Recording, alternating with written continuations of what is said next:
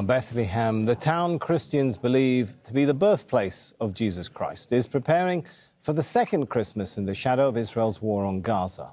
Once again, there'll be no Christmas tree or public lights and very few decorations in the occupied West Bank town. Only religious ceremonies will be held in solidarity with Palestinians in Gaza. Let's speak to Nidaa Ibrahim. She's a journalist in Bethlehem. So a very different Christmas this year compared to the years before the war in Gaza.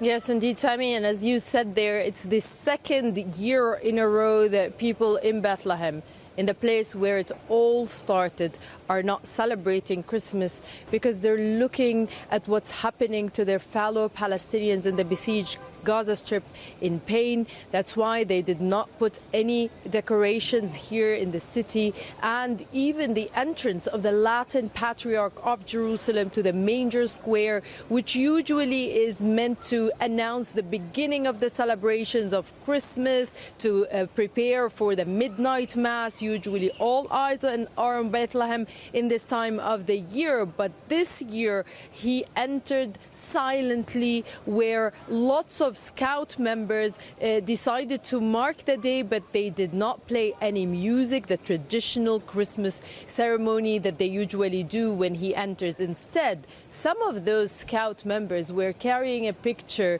and carrying a lot of pictures talking about what's happening in Gaza. One that really struck our attention was done and made by artist Sabrina Mukarker, and the Scouts have been carrying it. It's an image that talks about what's happening in Gaza. And now we're joined by Sabrina with us here in Bethlehem. You're a photographer, you're an artist, and this is the artwork that you decided to, mark Christmas with this year. What was your inspiration, and if you can tell us a bit more about the artwork? Merry Christmas, Nidaa, to you and to all those celebrating today. Well, I created this work because I felt like the need to express myself.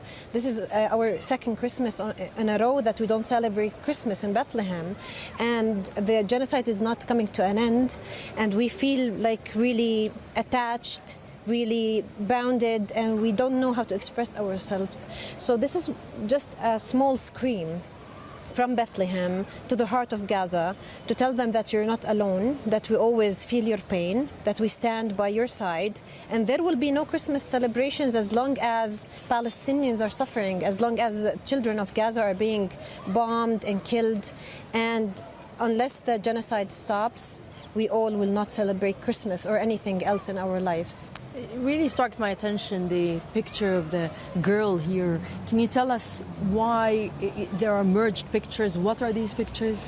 Well, I blended more than 20 images. The idea of it was the figure of the mother protecting her child with her kufiya, and she's wearing the thobe of Gaza as a resemblance. The Palestinian traditional dress. Of course. And I added so many pictures from what's happening now in Gaza, like the smoke, and here, like even on the face, I added some bombed houses, walls. So I tried to include it all in one picture. And somehow when I was working on the picture, I remembered Virgin Mary and Jesus Christ, because as her son, she also needed to protect him from all that was happening in Bethlehem 2,000 years ago. And you're a mother yourself. Yeah. How are your children coping with? Well, it's not easy for me as a Palestinian and as a mother. I always feel the need of protecting my children, and I always feel like this sense of guilt that I am raising my children under this occupation and surrounded by genocides 90 kilometers away from us.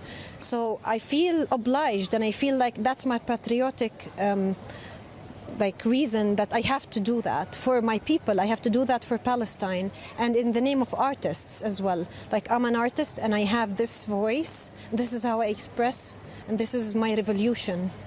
Thank you so much, Sabrina Mukarker. Merry Christmas to you in the not so merry situation and atmosphere, let's say, here in Bethlehem. But Palestinians, especially Christians here in Palestine, say that their presence is really important and they're trying to do what they can to maintain the Christian presence here in Palestine, which many Palestinian Bethlehemites are proud to say that this city here, this little town, is called the capital of Christmas.